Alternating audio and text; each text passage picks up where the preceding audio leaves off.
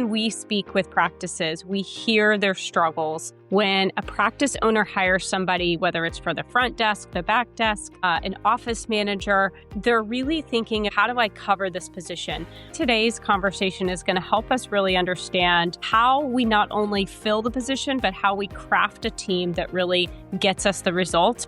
Welcome to NatRevMD, a podcast where we share tips on optimizing medical billing and improving practice efficiency so you can have the business of your dreams. I'm your host, Dr. Heather Signorelli, founder of NatRevMD. Let's get started. Excited to have Josh on the show with us today. So Josh, welcome to the show. Glad to have you. Thank you for having me, Heather. It's a pleasure to be here. Before we get started and talking about all the nitty-gritty about, the staffing company, I'd love to hear your background because you come from a unique place with social working and behavioral health. And so just give me a background of, where you started your career and how you ended up in a staffing company. Yeah. So went to school for social work and counseling. I got out of school, got into that field for a little while, got recruited by a staffing firm, and honestly didn't even really know what a staffing company was at that point, but got into that. It was kind of a startup and it really took off. And so I got into more of the HR side of things. And then in 2008, I kind of felt like the staffing industry was the Wild West. Here in Phoenix, there was a ton of recruiting firms, and it really got to a point where it felt like it was more about who could get a resume to the client first versus focusing on, a thorough screening process and interview process. And it just didn't feel very good. And I felt like things needed to be different. I couldn't change, what other people did, but I felt like I had a responsibility to the clients that I worked with. When I was in school in social work, we learned that, social workers are essentially vehicles of change. We can't force people to change, but we can provide a pathway for change. And I took that approach into my next adventure. So I started my own recruiting firm in 2008 with a target of focusing on high-class service with an emphasis on relationship building. A lot of recruiting firms back then they called it filled and billed. They just filled positions and sent the clients the bill. I wanted to be different than that. So I focused on long-lasting relationships and 17 and a half years later, here we are. I have clients that are still with us from day one. We've been able to help practices stay open. We've been helping practices get larger throughout the years. It's been really exciting and fun, and really fun to grow and serve kind of as a partner for those clients and bring the trust back into the hiring process.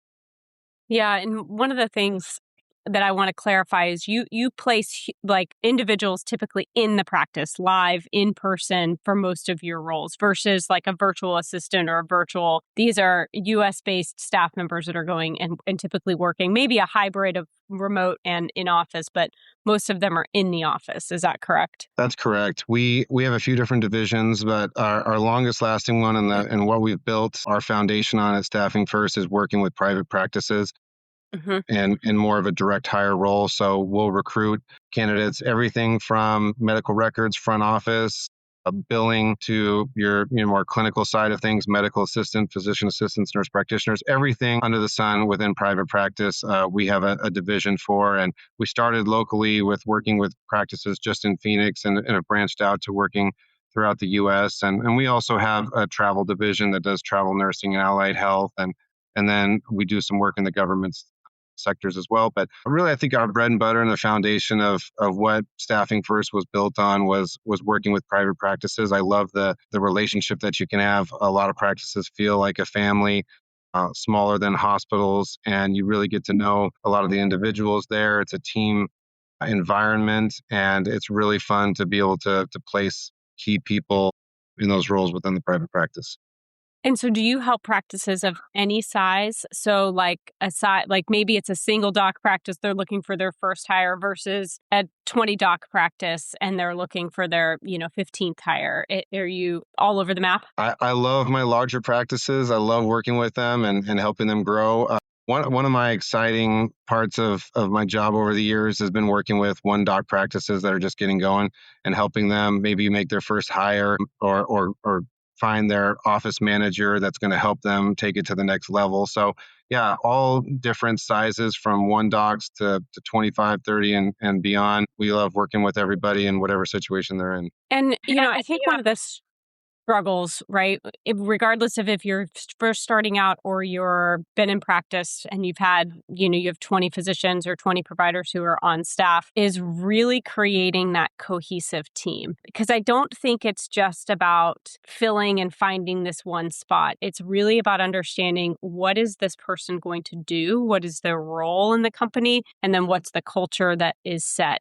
And so when you're starting with some of these consultations, I just imagine, with your background, right? Behavioral health, social work, do you ever end up touching on kind of the psychology of the workplace and the culture, and how to get this new person on and hired and settled into the practice? In speaking with you before, I just felt like that was a niche, and that I'd love for you to share just your process a little bit about your meeting with the practice maybe for the first time, getting to know their team, and then helping find that right role. Yeah, that's a great point. I probably take a lot of what I learned in the counseling realm and apply it to not Mhm. only my interactions with clients, but also the recruiting process that we've established at Staffing First. I think our clients say that I ask a lot of questions. I really have I try to ask a lot of clarifying questions in the beginning, and then when they open up each order, I want to really understand every part of the practice that I can, so that we can go and find the best individuals. Also, in the recruiting process, we were taught to really focus on nonverbal communication, and candidates will give you a lot of that if you're looking for it. And I think that may be a differentiator from maybe some other staffing firms, or help us stick out a little bit, as we really utilize that behavioral health aspect, not only analyzing the skill sets that each candidate brings to the table, but also, are they going to be a good cultural fit for our clients? Every practice is different, right? And they're looking for different personalities, and you can be an experienced biller with great tenure and all that, but if you don't have the right personality in a practice, is it going to work? And so we really dive deep into that aspect too, and not just focus on the skill set. Can this person do the job? But are they going to be a good fit for the practice? Yeah, well, I think one of the things we're seeing with practices is struggling with front desk individuals, that front office, the patient. It's got to be, they're patient facing.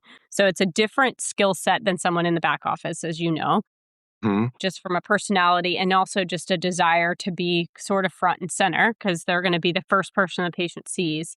Are you guys seeing any trend when it comes to filling these roles, just from a front office perspective? Are you seeing that these roles turn over more frequently than other roles? I'm just curious what your practices are seeing. I think that's always been a challenge with practices.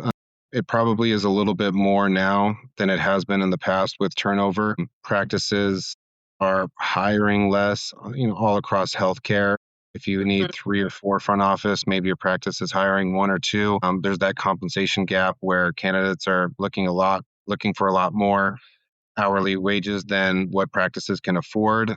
So there's that aspect of it. And I think there's been a breakdown between trust between candidates and employers within healthcare, where there's not that consistency that there used to be. You can still find people like that, but in the front office, it's a tough position. We don't look at it like that, but they're answering phones all day, dealing with patients and a lot of different interactions like that. So it's a tough role. And if there's not good processes in place, it's very easy for there to be high turnover within practice. Yeah, and I think it is very much what you mentioned about the wage gap. I do see that as like a really an issue that we're seeing in practices, is as that wage that folks are expecting has gone up. Some practices may not always be able to stick with it. And so I think finding that right person from the beginning is really, really critical. We have some of our offices who have the same front office staff who've had them for years and years, and others who tend to turn over.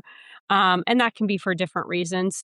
One of the Mhm. things that we try and help practices with is really getting, when you do bring that person on, and really getting a true understanding of role and responsibility and onboarding. Because I think if you can have a really good onboarding experience and the individual really knows what their expected day-to-day tasks are, typically, even in my role with our own company, also on the hospital side, like people tend to get stickier, right? And so that first year, if you can avoid first year turnover, which typically has to do with onboarding and culture fit, setting expectations, and all of that being really, really clear up front, we see practices having a much more successful hire and that person staying longer. At least that's been my experience. But correct me if you have a different experience. Absolutely. I mean, I think there's a lot that goes into the process before that person even starts in their position, and you spoke on it.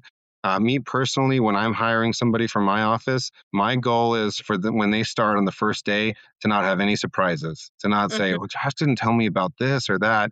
I mhm. try to be as thorough as possible of what the expectations are, what the environment is like in our office, and I pass that along to some of our clients as well. I think you can put yourself in a position where you can have the most success. It doesn't mean it's going to be successful every time, but if you're doing the right onboarding and really having a major understanding of what that practice needs. We'll have clients that'll call us and say, "Hey, we need a front desk person to do scheduling and check in patients and answer phones." But really, they need somebody that has a thorough knowledge of insurance verification and to be able to ensure that there are no issues before a claim goes out. But if you don't understand what your practice's needs are and you're just going out and hiring and shooting from the hip, more than likely, that's a good recipe for high turnover. Yeah, 100%. And I think folks getting there going, oh, I don't know how to do any of those things. And then they feel frustrated. And I could see how they would say, especially in an environment where, maybe it's easy to go get another job. They're like, well, I didn't know that ahead of time. I feel uncomfortable, or I feel, awkward in doing those types of positions or roles. So hear you 100%. When you see offices that maybe are struggling with that front office person, what is your understanding of how that impacts the downstream revenue? If we've got practices that maybe have a gap today, but they're like, oh, well, I don't, know, I don't have time to hire. I don't have time to interview. What are you seeing for those practices on the back end in terms of revenue? Well, the front desk is the first domino in the billing cycle, right? And if you're not getting the correct information at that point, or if that person hasn't been trained or isn't the right fit, you may see billing issues 30, 60, 90 days down the line. And a lot of practices just think of it as problems with their billing department versus, what's going on with the most recent hire in the front office. It's hard for practice managers these days to take the time to analyze every part of this because they have so much on their plate. It's important and it's something that should be done, but are they able to do that with all the responsibilities that they have and the oversight? And so, we're seeing that companies that have billing issues not necessarily have it within their billing departments. It could be, a lot of it on the front end of turnover within the front office where there's a lot of things that fall through the cracks, or people that weren't trained correctly or bring bad practices from other employers, or just aren't the right fit and aren't doing their job. And when you don't have the right information in the beginning, it's really hard to get paid for those claims. Yeah, 100%. I mean, and we do see the number one denial in our practices is eligibility. And we also see, it's really interesting, we also see practices with high turnover of billing companies. And one of the reasons that we see this is because of that coordination between the front office and the back office. And so even if that billing team is outsourced, but they don't have the right staff in the front, but then the billing team that's outsourced isn't coordinating the eligibility concerns or the denial concerns to the front desk, the practice manager may have no idea that they have an eligibility issue. And so we truly see for us, the front desk staff members being the number one role that you got to get right. But then it's also a coordination effort between the billing partner or the billing team, if they're in-house, the office manager, and the front desk, and getting all of those individuals, whether it's on a huddle or something on a weekly basis to go over those issues. And so again, I think to your point, having that key front office staff is critical. And so if for you guys that are listening, if you guys are struggling with these types of roles, or you have some gaps, Josh's team can help and really understand what it is you need and help get all of those checkpoints in order so that you hire the right person from the beginning. And how do you guys help with onboarding, or what's your process where you've identified a candidate, the the practice has maybe interviewed a couple? How many times or how many candidates do you typically bring to a practice? Yeah, I mean, if we're let's just keep with the front office example. If we get an Yeah, order for a front office, we'll maybe interview on average 10 to 12 candidates and send our top two or three. That's another part of it too. We want to save our practice managers a lot of time. They have a lot on their plate, and some of them are forced to do some of their own hiring, and they think, how am I going to fit that in with everything else? And so if the docs can give the go ahead to use a staffing firm, that's one of the benefits that we can bring, is saving you a lot of time, really pushing forward the top candidates out there that we feel seem to fit your practice. We don't look at, front office or medical assistants or billers as any less important than a physician assistant or nurse practitioner. They all play their role. And, if you have a breakdown in the front office, that can seriously cause problems with getting paid on claims. It can cause issues with, patients coming in that didn't get a good experience from your practice. There's so many leave a things that bad can happen. review. So we take that seriously. Yeah, and if they leave a bad review, then that's can be another issue that There's another downstream knock. that can, yeah, it's another knock. Totally. So, if somebody listening wanted to come and just understand how you would work with their practice, what's the best way for them to reach you? Yeah, they can send me an email at jsauter@staffingfirst.net. They can look me up on LinkedIn. You can also shoot me a message through our website, www.staffingfirst.net. I love having conversations with people. I love just talking through things with people. And there's a lot of times where we can help some practices out without even, recruiting for them. Sometimes there's just a process issue that you got to alter a little bit. I'd be happy to have a conversation with anybody out there. And if you do need some staffing services, we can look and see if we can help you and all that. But love having conversations with people just like this and talking through problems. And remind me again, do you recruit for any clinical roles? Like if you do physicians and mid levels as well, right? I just want to make sure the audience knows that. Yeah, we don't do physicians. That's the only Okay, thing, but we do nurse practitioners, physician assistants, all clinical roles, nurses, and then, of course, all behavioral health roles and licensed social workers and therapists and case great. managers and all of that. So, yeah. Okay. Wide net there. That's great. Okay, great. Well, anything else for the listeners today that you want to share before we go?